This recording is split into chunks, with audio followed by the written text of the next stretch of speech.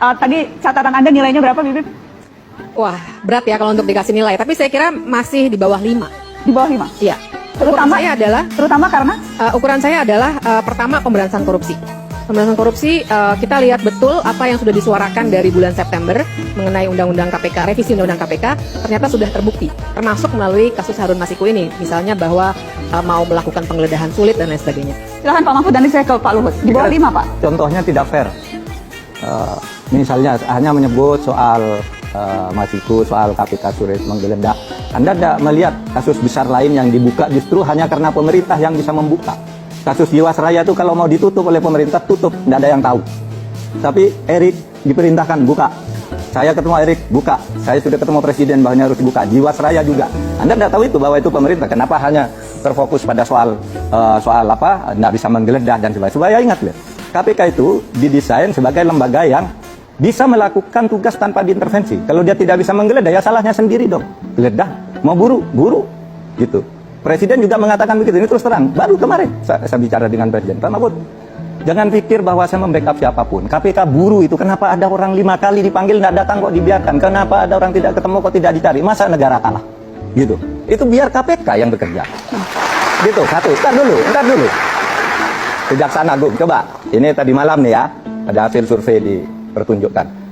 Prestasi di bidang keamanan dan pertahanan ini tertinggi nilainya. Di atas 79 di dalam sepanjang sejarah ini sekarang tadi malam ada di hasil survei. Dan itu bisa dipertanggungjawabkan hasil surveinya. Nah, hukum yang dianggap rendah pun masih di atas 60. Nah, kalau minta nilai seperti orang sekolah, seperti Mbak Bibi memberi nilai ke mahasiswa ini 5, ini 3, bisa. Tapi kalau saya dosennya ini 8, kan gitu bisa beda. Tergantung dosen aja. Tapi dosennya tidak menilai hasil sendiri, Prof. Oke, silakan, Bibip, silakan. Ya, saya kira memang ukurannya berbeda. Tapi masalahnya begini, sebenarnya menarik nih, karena disertasi Prof. Mahfud sendiri kan mengutip soal hukum yang responsif. Nah, jadi saya kira yang kita juga harus ingat dalam penyelenggaraan negara itu, kita juga tidak bisa hanya melihat kasus-kasus misalnya yang dianggap positif, tapi sebenarnya masih banyak kasus lain. Satu kasus dalam suatu pemerintahan yang buruk itu juga bisa mencerminkan bagaimana pemerintahan itu tidak dijalankan dengan baik. Sebenarnya kan seperti itu yang harus juga dilihat. Jadi kita tidak bisa juga misalnya Prof. Mahfud punya daftar yang baik 10, saya punya 10, kemudian kita berdebat. Tidak seperti itu. Ada satu kasus pun yang skandal pun dalam pemerintahan yang menurut saya kemudian mengganggu rasa keadilan masyarakat, prinsip negara hukum, maka sebenarnya sudah patut sekali pemerintah itu dikritik. Gitu. Jadi saya kira kita tidak berlomba-lomba mencari berapa yang baik, berapa yang buruk. Tapi salah alamat ini, salah alamat. Begini loh, kalau hukum jelek itu, saudara, itu bukan pemerintah, itu kan pengadilan yang sering dikritik. Wah, sekarang nih zaman Pak Jokowi koruptor banyak bebas. Yang membebaskan siapa? Kan Mahkamah Agung. Kenapa itu diberi remisi? Kenapa itu diberi gerasi? Itu kan Mahkamah Agung. Kalau Presiden, kita kan sudah tegas.